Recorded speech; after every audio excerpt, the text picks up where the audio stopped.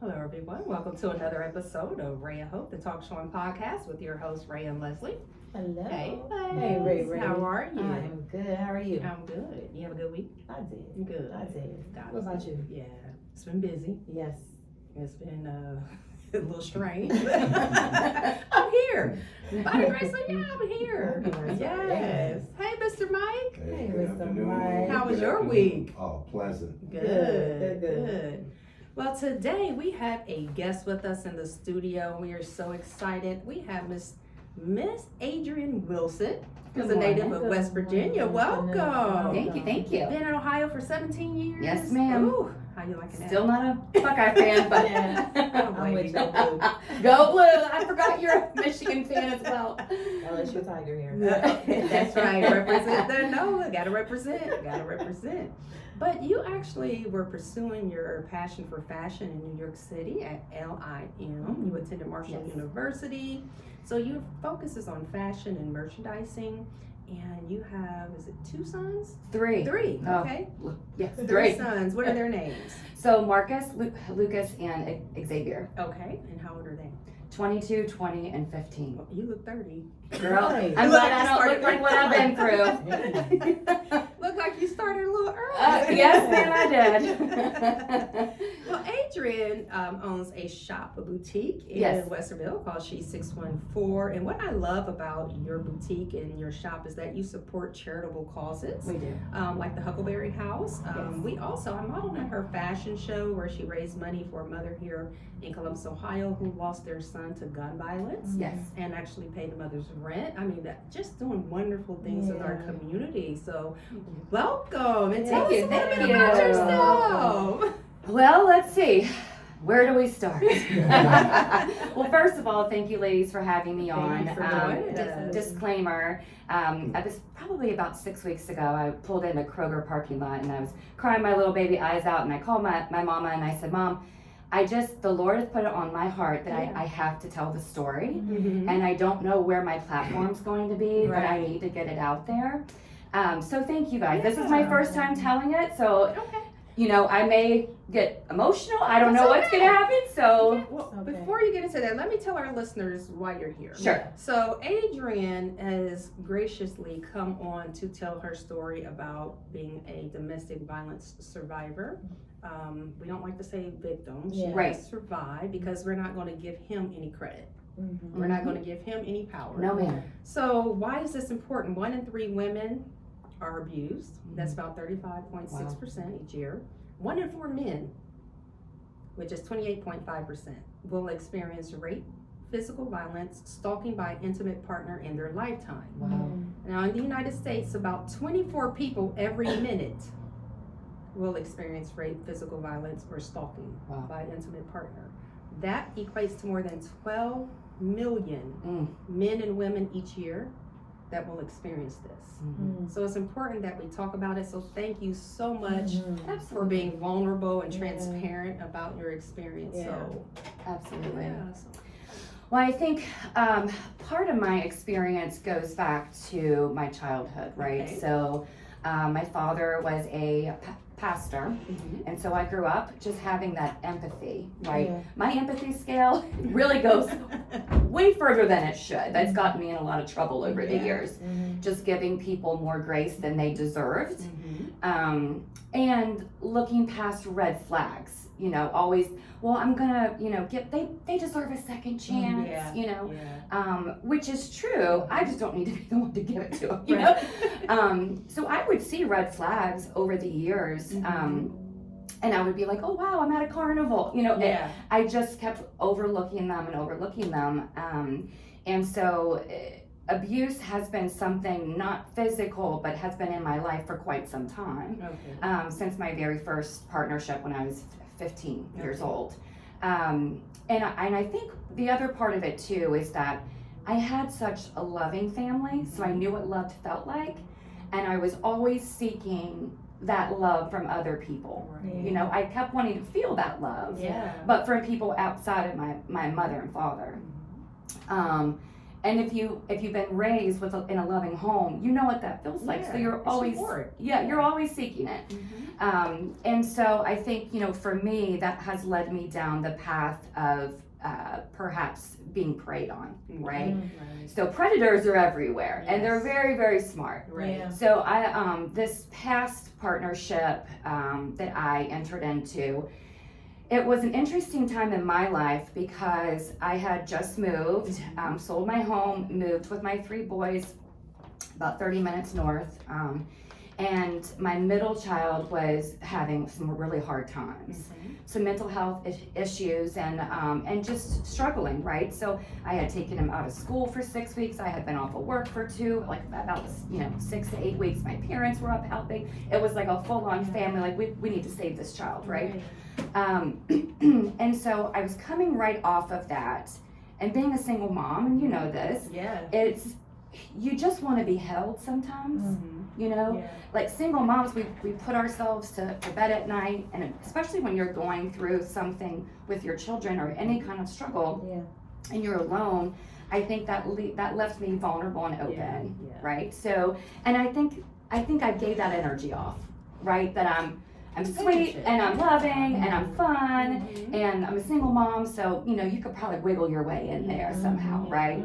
So at first it was showering with how great I was and what a great mom I was and how beautiful I was and all of these things that I wasn't feeling at the time.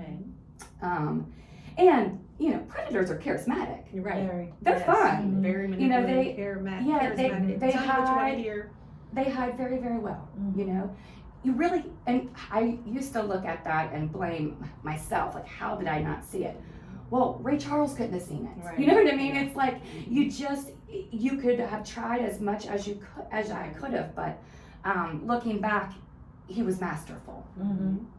So, I'm in this partnership. I am perceiving this to be the best partnership that I've ever had. Wow. Right? So it started, they're never abusive at first. So about, I would say 6 to 8 months into it, I started, quote unquote, being put in timeout. Oh, okay. Yeah. What was that like? Thank you. That was when I spoke my mind, or I was, I'm Scorpio, so I do have a smart mouth. I am sassy, let's face I'll it. tell you what we're feeling. Okay, yeah. I'm not gonna hold back. And I am spicy, and so I think as an abuser, he didn't like me talking back, so whenever I talked back, the timeouts would look like he would ignore me for a week or 2. Okay. So, and then I would be distraught, this man that I thought loved me. So that's where it started. Okay. And then shortly thereafter, because when I got out of timeout, of course I'm like trying to walk in a straight line, and and he's also making jokes about the timeout, right? Like, and so he was a jokester too. So I was like, I don't really understand what's going on, but he's probably right. I probably deserved it. I shouldn't have said what I said, or my delivery was bad. And that's what he would always tell me, like, your delivery's terrible. And so I'd be like, yeah, he's right. I am kind of direct, which I am. But that's just standing up for yourself. That's not, and so then it turned to, he would bite me during sex. Okay. And so when he would do that, I would have bite marks all over my arms. And I would, most of the time I would try to hide those. And because it was during sex, it was hard to prevent it from happening. Like, I didn't know it was gonna happen. Okay. It wasn't like you walk up to me and just bite me. Right. That's where I could have like moved. He was on top of me, right? Right. Big guy, right? And so then he spun that into, that's just the type of sex that I like to have, right? And that's what good sex looks like. That's passion. And I'm thinking, well, I've never been bit before. Like, okay, maybe this is something different. Like, I don't know. But I was trying to please him, I don't want to go in timeout again. I don't want him to ignore me for 2 weeks again. Stay in line, And finally one day he admitted to me that he would bite me so that he didn't have a problem with me going out with my girlfriends for dinner or for cocktails, because then other men would look and understand that I have bite marks on my arms and they would know not to approach me. Wow. Going in his territory. Yeah. Territory. Very almost. controlling. Yeah. And again, like, I'm at red flags, right? Mhm. Carnival, Adrienne. And I'm over here like, oh, he loves me so much, he wants me to himself, you know? And the way he would spin it was like, I don't want, you know, you're mine, like, you know, and it would be, again, in a joking kind of, and then when he would do that, joking, he would like hug me or give me tender, like something sweet. So it was just very confusing what was happening, right? My girlfriends would ask me like, hey, you know, Tasha and Tay would be like, hey, why do you have bruises all over your arms? And I would say, oh girl, that's just him, you know? And so I know it was noticeable to other people. And they did try to speak into that at times, and I deflected it, right? And then as the partnership, we would be on again, off again. I would be in timeout. The timeouts were getting longer. I remember in one timeout, he left a box of literal, I think it was dog poop on my porch. Like, there were things that I should have called the police years ago and said like, hey, this is not normal. Right. But I was afraid and I was embarrassed. Like, who do you tell? Yeah. You know? And so also he would tell me that he had friends in the police in the little town where we lived, and that they would never believe me, and that he would go in and tell them that, you know, I'm white, he's black, and I'm just a white woman trying to ruin his life. That's in writing, right? So I kind of believed him. Like, I don't know if anyone will believe me. And so as time went on, it just, you know, it got a little bit worse. I got away. He would always come back. And it would be in the form of like example would be, so his mom and dad have both passed on. So it would be like his dad's birthday or something, or his mom's birthday. And he would reach out and say, you know, you were the only one I could ever go to. You were the only one that I miss you. I miss our friendship. And then, here's my empathy scale, right? Yeah. So then I'm back on board and I'm going, oh, okay, you know, I miss you too. You know, what can I do to help you? And then it was like, well, do you want to have dinner? And here I am, right back into it. Before I know it, you know. And then I'm in timeout again, and I'm getting bit again, and the cycle just goes on and on. So the last stint of when I decided, like, this is it. Like, I cannot be around this person. I was in counseling. I've been in counseling, you know, my entire life, but my Ohio counselor, I've had her since 2012, and I just believe in counseling. And I was always honest with her. She knew this whole time, like, I'm getting abused, right? And she kept telling me, he's gonna kill you. And I would say, he's not gonna kill me. And she said, Adrienne, there's prisons full of men who killed the people that they loved. So you have to believe me when I tell you. And I thought she was being dramatic. And when I would tell people that she said that, even my own parents, you know, were like, he'll never do that. He's not gonna risk his life to hurt you, you know. So she and I were making this plan on how I would get away. I had a trip coming up to Puerto Rico, and that would have given me like 2 weeks of not talking to him. And then, so we had this whole calendar agenda of each week what I was gonna do and say in order to get him to back off. When I got back, he was upset with me for, a woman called my phone and I told her the truth. Like, she asked me if I had been seeing him, and I said, yeah, I see him once in a while, blah, blah. And I guess they were in timeout called you? Yeah. Oh, yeah. Yeah. Exactly. That's where it was, on the timeouts, right? And I just told the honest truth. Like, as women, I feel like we need to help one another. And if I can see who this man is, I'm going to try to help you see who this man is. Right. So he threatened to hurt me, and he was like, I'm coming over to your house right now. thank God he knew my garage code. Okay. So this was last like June, July, and I was home alone, and I went to lock the door that comes from my garage into my home. Okay. He flips the garage door open, banging on the door, because realizes he can't get in, screaming. And I lived in a very quiet neighborhood, Right. like elderly people around me. Like, this is embarrassing, you know? Mhm. So I didn't know, like, that was the first time I was thinking, oh my God, he's coming unraveled. Like, this is scary, right? So I called my friends, I called my family, and they're all like, do you really think he's gonna hurt you? And I'm like, I don't know, I feel like he is. Right. And then I talked myself out of going to get a protection order, which I should have, because when someone tells you who they are, you better listen. That's what I've learned. Yeah. And so let's fast forward, another month or so. Like I just made sure I wasn't where I knew he would be. I kept away. I was following the guidelines that my counselor had set forth for me. And I was doing so well. Excuse me. Sorry, just taking a little sip of my smoothie here. I was doing so well, and I had just bought a Jeep, and it was a summer day in August. I wanted the top down. I wanted to go out driving in the cornfields. I like to put on my my gospel songs and just like look at the scenery that God's made. It just brings me to like a happy place. And so I had a wonderful day. Wonderful.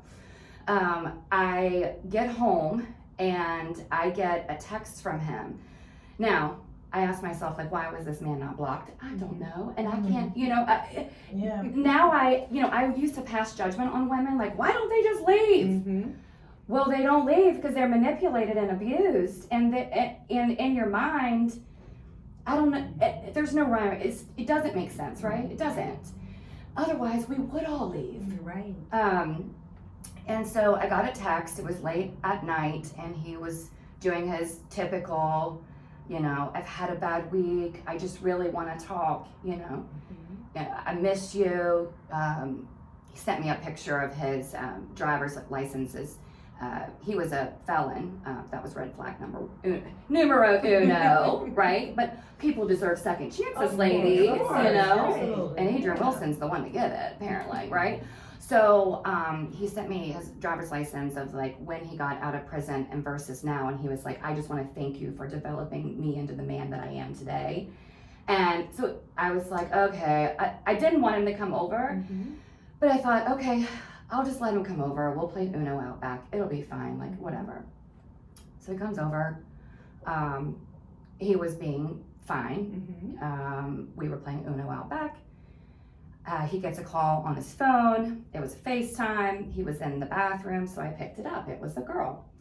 And this is my Scorpio sassy self, right? So I pick it up and I say, hi. And that's probably timeout numero 2. Like, I mean, come to find out there were about 6 timeouts. Okay. You are so funny. This is just real life. You can't make this up, right? And so I say hi, and she's like, oh, who are you? And I'm like, oh, I'm so-and-so, who are you? And she's like, oh, I'm so-and-so. I was like, oh, okay, how long you been around? She's like, about 3 years. I'm like, oh, me too. Oh. And so he comes out of the bathroom, and I show him the phone, and I was like, you need to leave. Right. So he did. He left. Okay. Didn't hurt me. I mean, if he was going to hit me, he should have hit me then, right? So he leaves. And I honestly thought, okay, A, you dodged a bullet. Like, take this as a lesson 500, Right. that this man cannot be anywhere near you. And you were doing so good. I was like beating myself up, you know what I mean? I got up the next morning, and thank goodness my youngest son, he's with his dad every other week. And so this was a Sunday. I was going to get him back, but he hadn't been there that whole week. And so I got up, my dogs and I slept in, so it was about, 10 something. And I went downstairs, and this is the crazy thing. In the exact moment that I looked out a window about yay big, right, getting my coffee, at that exact moment, I see him jumping over my fence. Oh, gosh. And I get enraged, right, because I'm like, oh my God, like, get off of my property, right? So I go to the back door, and I open it up, and I'm yelling at him like, get off of my property. And all of a sudden he just took off after me, and I was like, oh my God, like I don't know what to do. My screen door wasn't locked. And that led into where I was, and I tried to close the door, and I had my phone in my left hand, and I was trying to use my right hand to close the door, and he forced his way in, and he was fighting. He had a hold of my arms, and he was trying to get my phone out of my hand. And he was like, you're gonna listen to me today. And he took my phone, and with the bottom of it just chopped me right on my head. And all of a sudden I was so stunned that I was like, you just hit me. And I remember looking at him, and all of a sudden I just felt like liquid coming down my face. And I was like, maybe I was kind of had my hand over my head, but I was like, maybe he broke my nose. I've always felt like I have an Irish nose. It could be broken easily, right? It's big. And so I was like, maybe he broke my Irish nose, right? And so as I went like this, there was just blood. And then I look over, and there's blood splatter on my wall. And it's just, your head bleeds a lot. And I turned and I said, I'm going to the police. And I ran out my front door, and my neighbor, he was a landscaper across the street from me, and he was out doing his lawn. And I ran over and collapsed in his grass, and I said, I need help. And at that point there was so much blood, so I did not know what had happened, and ironically one of the thoughts was like, I have work tomorrow and he took my phone, it's just, these are the things that we just think about, and so my neighbor called the police and the ambulance, and then my other neighbors came over to help. And I told the police, like, I don't know where my phone is, because he took it, he hit me with it, etc. So I get to the hospital, and I'm alone. My family lives 4 hours away. Being that I didn't have my phone, because who knows everybody's phone numbers by heart. It was just so wild. And one of my good friends, they were my neighbors, they were out of town. So I was alone, and I was still trying to process like what has just happened. Like, I cannot believe that he, one, hit me, B, left me like that. Like, you almost expect a abuser to try to not get you to go to the police, and looking back, I'm like, thank God he didn't just strangle me or tackle me from behind. I mean, this man's 3 times my size, and so anyhow, so then I start, I don't know what I'm gonna do. The police come in, and they're talking to me, and I told them the story. I said, well, he says that he knows a lot of you guys. And he told me a while back, I showed him the text messages. I said, he told me, you're not gonna believe me. And I said, he said, do you want to press charges? And honestly, ladies, like, I haven't even been in a fight. I mean, I have 2 brothers, like, maybe like little, punch you in the shoulder. Like, a girl's never even hit me, right? So clearly I need classes, because I was not, I did not, help myself at all. Like, oh gosh, my fighting skills are lacking. But, so I chose to press charges, and I think that's where the real story begins, right? Because if I had time and resources and didn't have to work, I would advocate. Because I have a tremendous family. The support of my family. Get emotional, sorry, it's okay.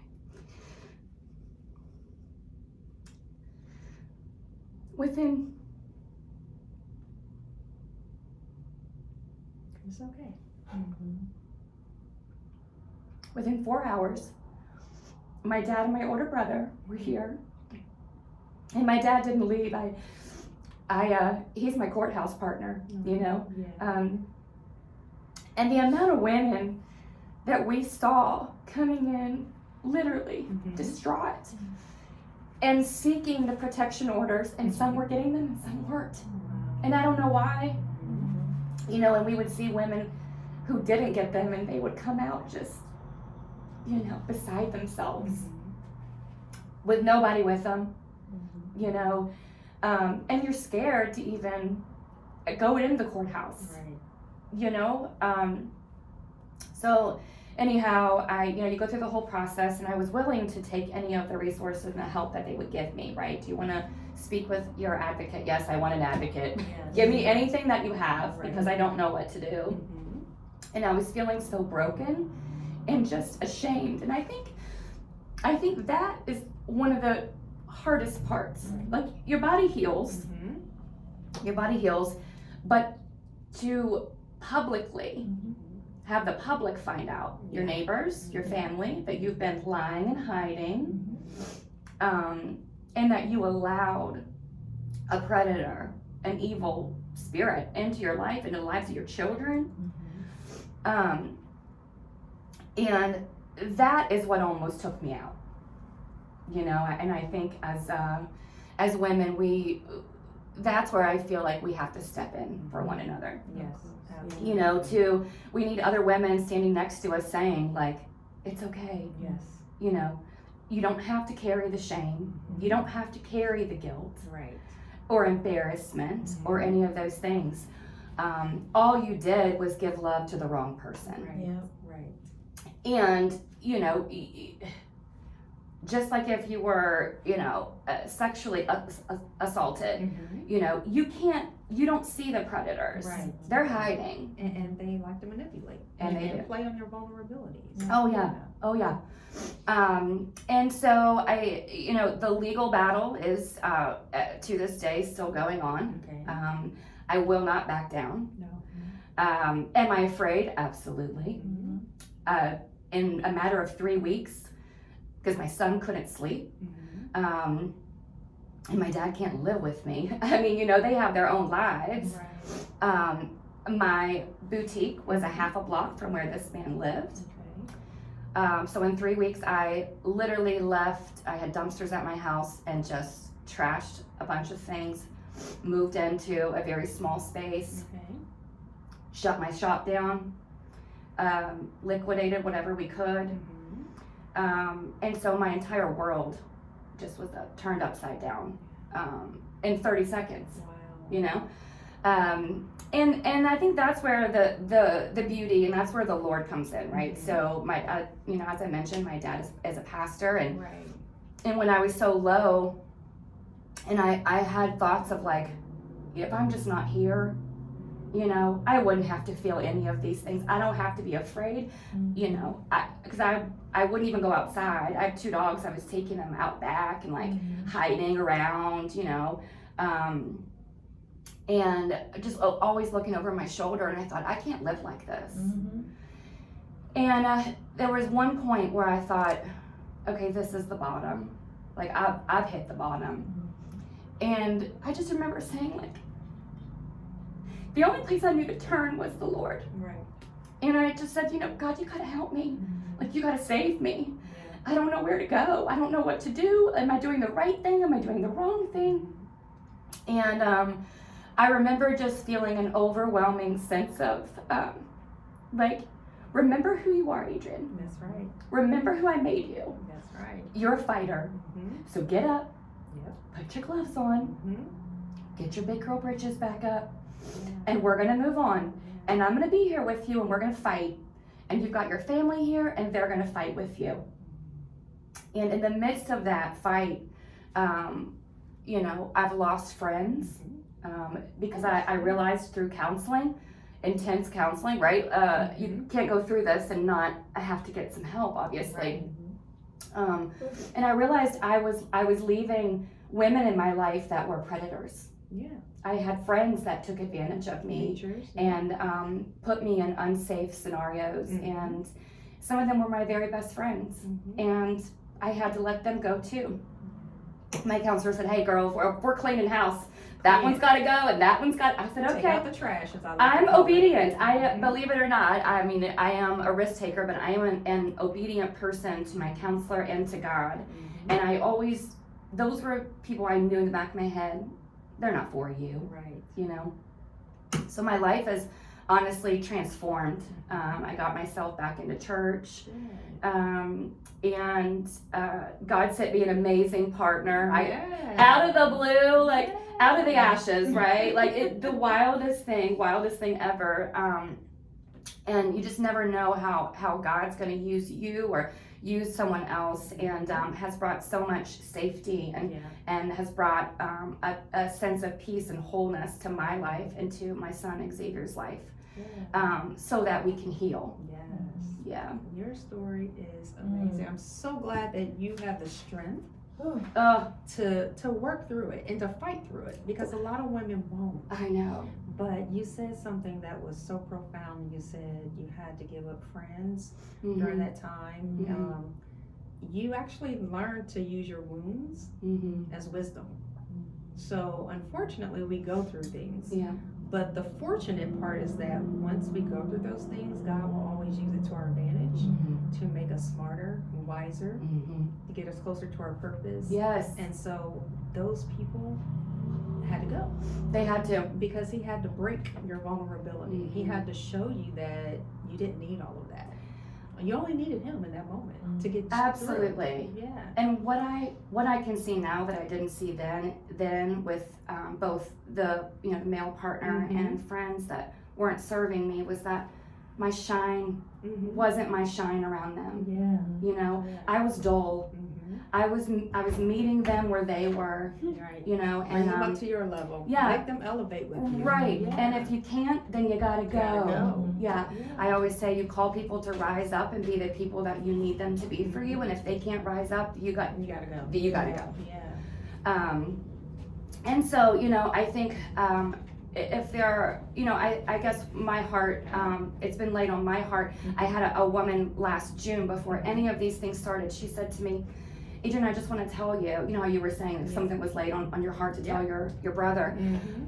She said, I just want to tell you, I see in your future, she's like, I can feel that there's something dark going on, and you don't have to tell me what it is, but you have to go through this in order to help on the other side.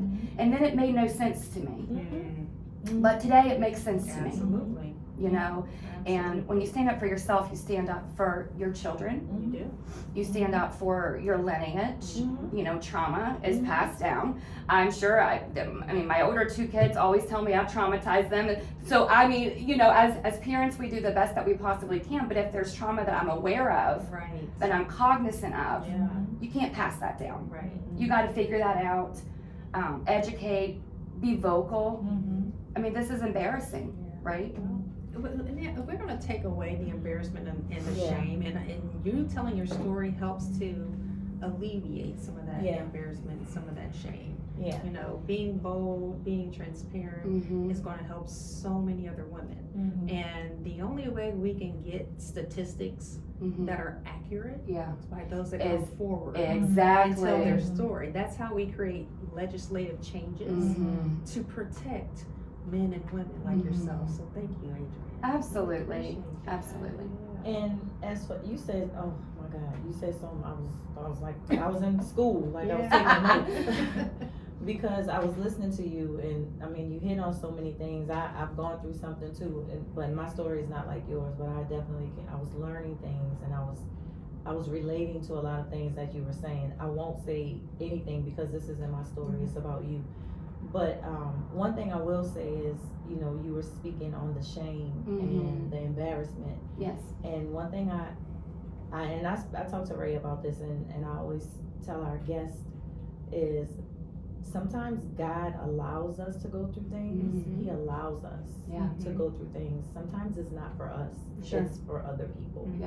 And I know that's what you were saying. And so going forward, I hope you feel now that you've taken away that embarrassment and that feeling is being removed, because your platform, and you use that word, this is your platform. You are going to help so many people. God knew early on that you were going to be one of the ones that was going to be able to help so many other women.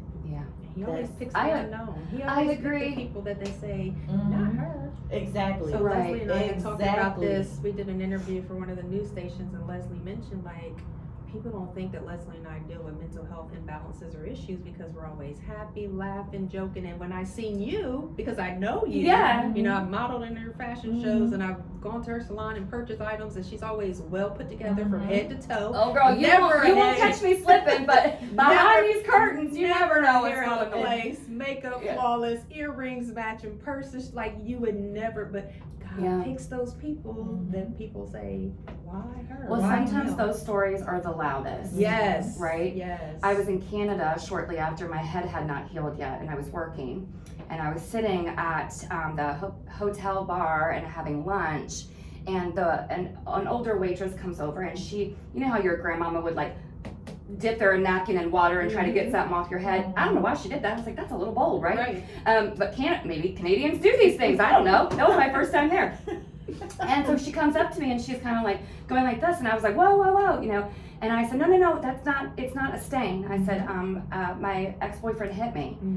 And she said, oh my gosh, I'm so sorry. And I was like, it's okay, I'm doing okay. She leaves and she comes back about 5 minutes later and she said, you know, now I'm dressed in like business attire, right? She said, you know, you just don't look like someone that would be hit. And I said to myself, well, what does a woman look like that deserves to be hit? Right. You know what I mean? No woman. And that's when I started thinking, well, this is crazy. Yeah. You know, the stereotypes of a woman. Like, I'm educated, just like you said. I think I'm pretty cute. I go out of my house looking fine, you know. I'm outgoing, I'm funny, I'm all these things. I'm a great mom, I'm a great sister, a daughter. It happens it can happen to anybody. Anybody. Yeah, right.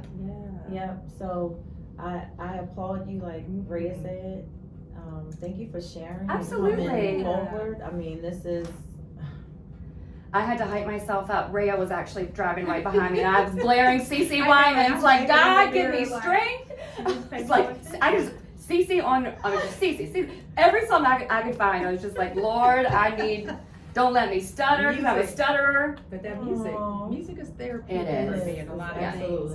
But another reason why women need to tell. And you might not have thought about it from this aspect, but head injuries can affect you later on down the line. Of course, yes. A lot of women get traumatic brain injuries. Of course. They suffer mental health issues, Oh my gosh. PTSD, and some of them die. So those of you that have survived and that are able to tell the story, help someone. Because unfortunately that PTSD, oh my gosh, is going to be there. You're going to have those triggers. And like you said, you're going to be cognizant of future relationships and things, but you know, just telling your story, other women hearing it from your perspective and from the way that you handle it and got people to rally around you. Had you not told those people, they wouldn't be able to help you. And Leslie and I, our motto is you can't heal what you hide. So it's important for people to go from being victims to being victorious. Turning your pain into your purpose. And Leslie, I always say, you turn those wounds into wisdom. You know? I love that. So thank you so much. Absolutely. So we're going to let you talk about how you actually got the strength to move on. I know you said you had your family. So how did you get the strength, and what would you tell other women? Because some women, like you said, they didn't have anyone with them at the courthouse. How would you tell them, look, you know, this is what helped me, this might help you, and what would you tell them to do? My goodness, I often thought that, like, what if I didn't have transportation to get to the courthouse? You know, what if I was healing with a broken leg, or I was shot? I mean, the women, or maybe I didn't have enough money to take off work. Like, these are real things that I think women go through. Honestly, I've only fought this fight and been strong because of my faith. When I have nothing, I have my faith. You know, that's the one thing nobody can take from you. You know, college, that piece of paper, and God, right? And you could strip me of a lot of things, but literally, I think too, if I fail, then my children go down in flames. You know, so over the years, people have said, "Oh, how do you do it?" If I stop, I'm dead in the water, Yeah. right? Yeah. So there's, my counselor always told me, channel your inner Harriet Tubman. And she did, and that's one of my, it's on my bucket list to do that Freedom Trail one day, seriously, because I often think, you know how scared she had to have been and wanted to stop Yeah. and turn back, Right. and it was never about her. Right. She literally put her life on the line every day Mhm. for other people. Yeah. And I've always thought, you know what, if she can do it, I can do it. Yeah. You know, let me put my kids on. Now my kids are big. They're 6'3", 6'2". I mean, these are big boys, but I will put them on my back, on my shoulders, and try to move forward. Right. You know, it's hard to teach that fight, that grit. And so I honestly understand how women get killed Mhm. because they don't have resources, or they don't think that they can make it by themselves. How are your kids doing? That's something that I Yeah, think we don't It's interesting. talk about enough. Yeah. Because I'm sure they saw, you know. So that's probably that goes in two different areas, right, Leslie? My older two children, our relationship is impacted by me being with this partner in general. Okay, so I changed. I withdrew. I wasn't making always the right choices. I wasn't always choosing them. You know, I was choosing him. And that's hard for a mom to admit, Right. but it's just the truth. And so I'm fighting to get relationship back with my older two. One lives in Charlotte and one lives down in the UC area. But I'm fighting every day to earn their love and respect back. Now, my youngest son, he loves him some Adrienne. He's always been all up under me. That little boy is my strength. It was sad to watch him move through it. I didn't check my credit card statement during this time period because every day Amazon was showing up with different locks. Like, he was, bless his little baby heart, you know, he was so scared. BB guns, I'm like, oh my God, this is crazy. Because I don't own firearms, you know. Now that changed, that's changing, right? Because I have to empower myself. I'm afraid of them. At the same time, I think it'll help me internally to know I can protect myself, even if I never have to use it, right? But he was severely impacted. We had to leave the state for him to rest and go home. And my family, when I went home for us to rest, they wanted us to stay. Like, just live here, just come back, you know?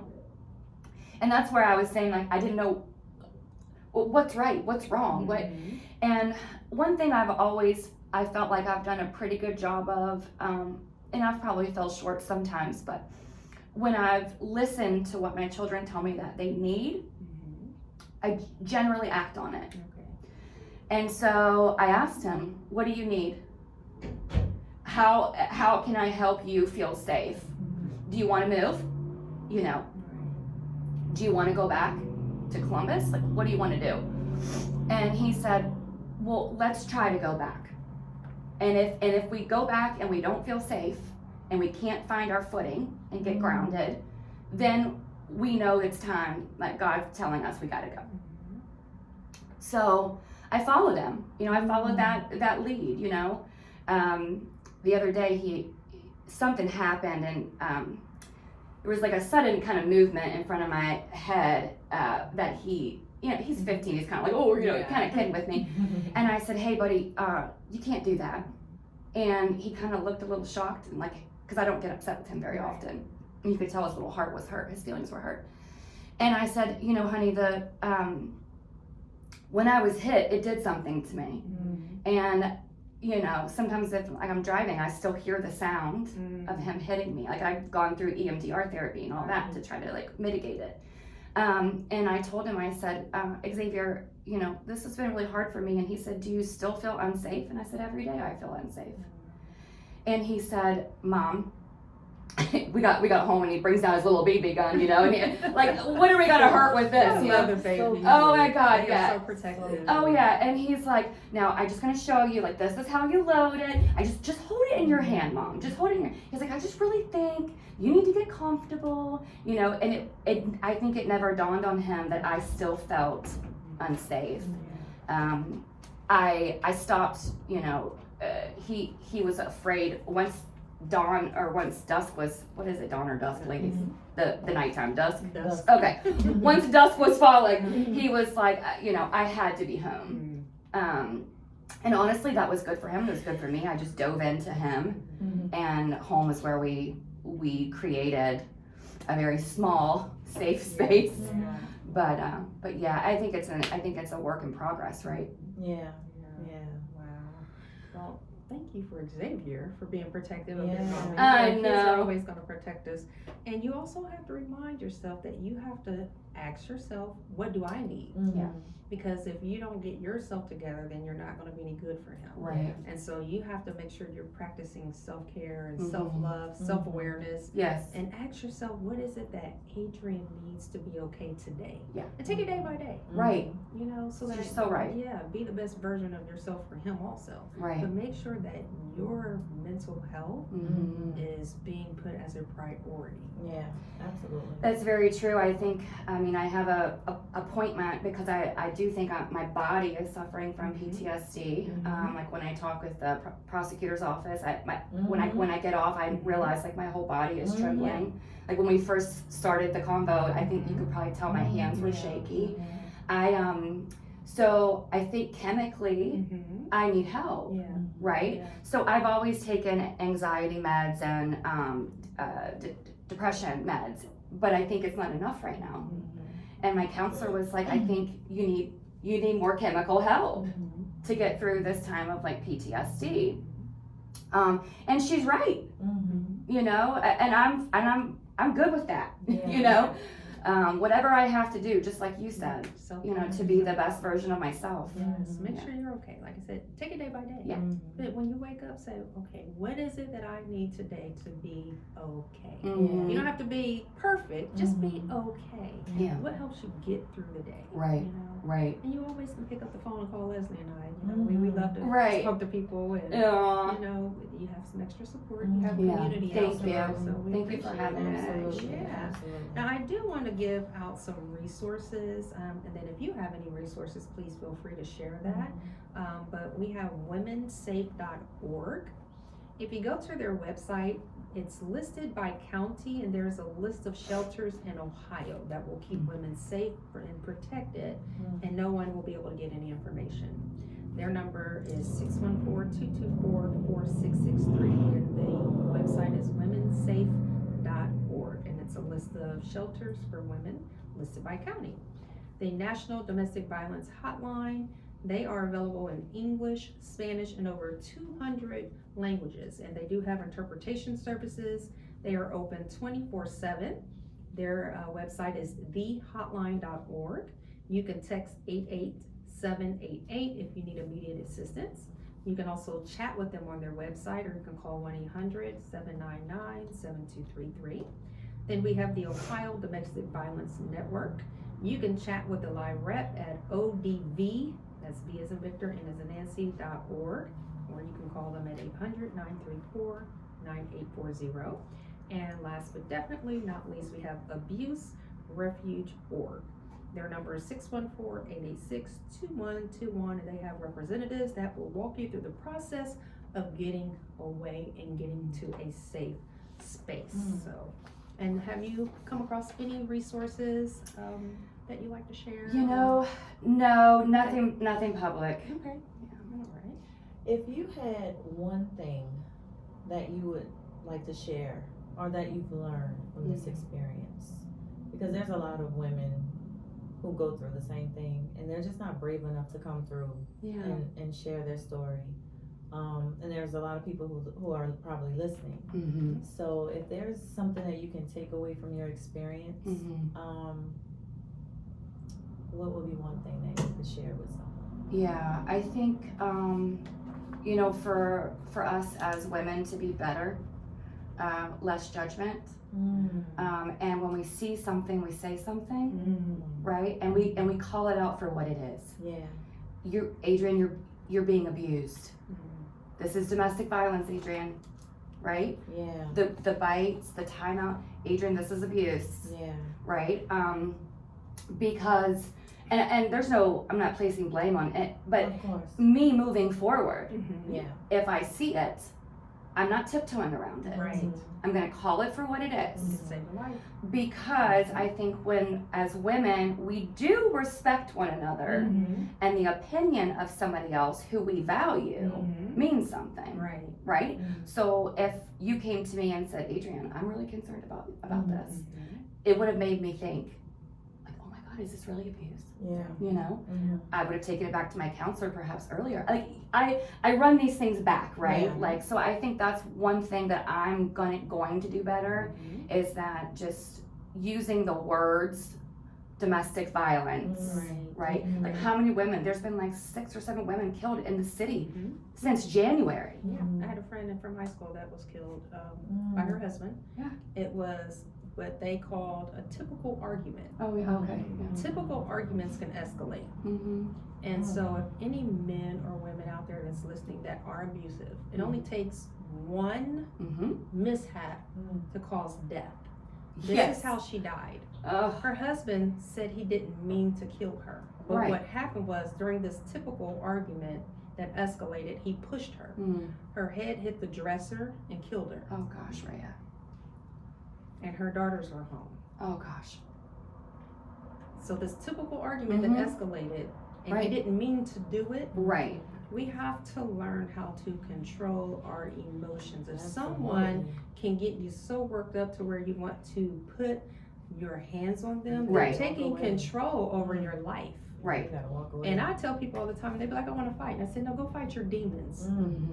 You don't want to fight that person, go fight your demons Right. that you're dealing with, that somebody can take that control away from you to make you get on 10, or what they say 0 to 100. Right. Work on Right. yourself, Right. because it only takes one mishap to end a life. Absolutely. A push, a shove. And love doesn't fight like that. It doesn't. You know, now that I'm in, this is the first healthy relationship I've ever been in, right?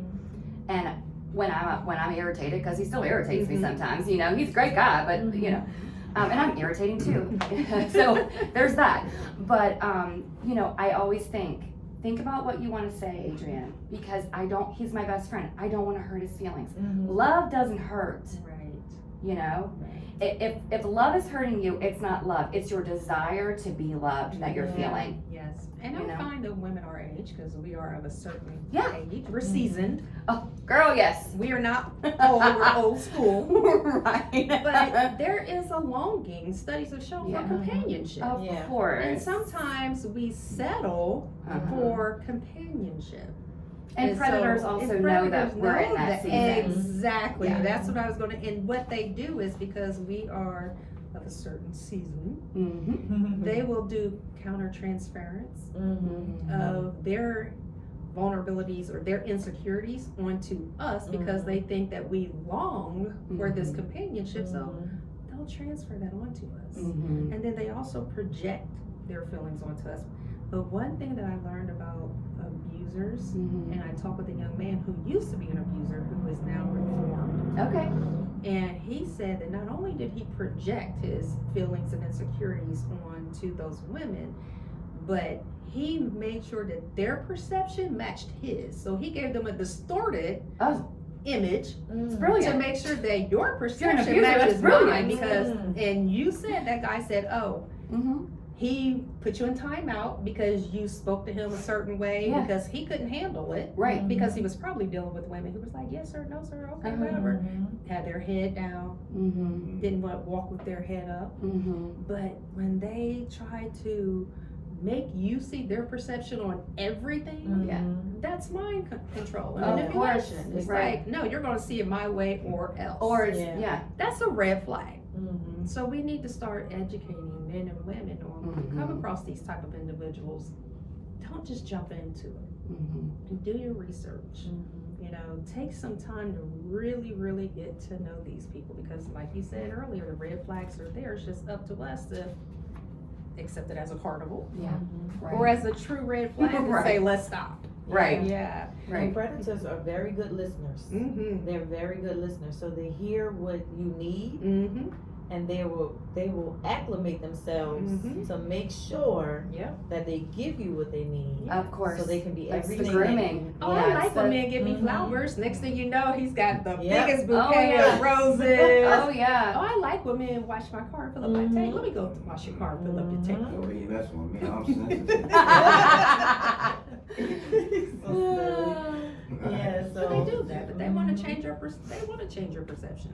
And I'm sure there are women out there that are predators, like you were saying. Men also go through the same Mhm. thing, Yeah, right? of So course. I think predators have many different faces. Yes, they Mhm. do. Absolutely, They do. But absolutely. thank you so much. Absolutely. Adrienne. This Thanks has for been having so me. enlightening, and like I said, I hope it was therapeutic for you, like it was for Leslie and I. Yes. Leslie had her own issues with Yeah. that, and I've dealt with some things in my past, and each time, like I said, we talk about it, and we help to get the statistics Mhm. Sure. correct, Mhm. because a lot of people are not coming forward. So the more that women are getting encouragement Mm-hmm. and inspired, Yeah.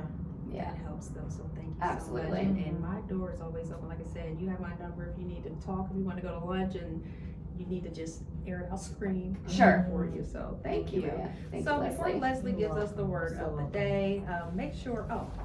Let's plug in your shop, because Oh yes. let me Oh, tell you yeah. about her boutique. I have bought like pants, workout outfits, Mhm. jean jackets, dresses. Now I fur brought you coats. ladies two dresses. Y'all have to fight over who gets what, but they're It both depends on the hot, sizes. and so you have to now tag me. It depends on the sizes, though. Well, I think they're both around the same size.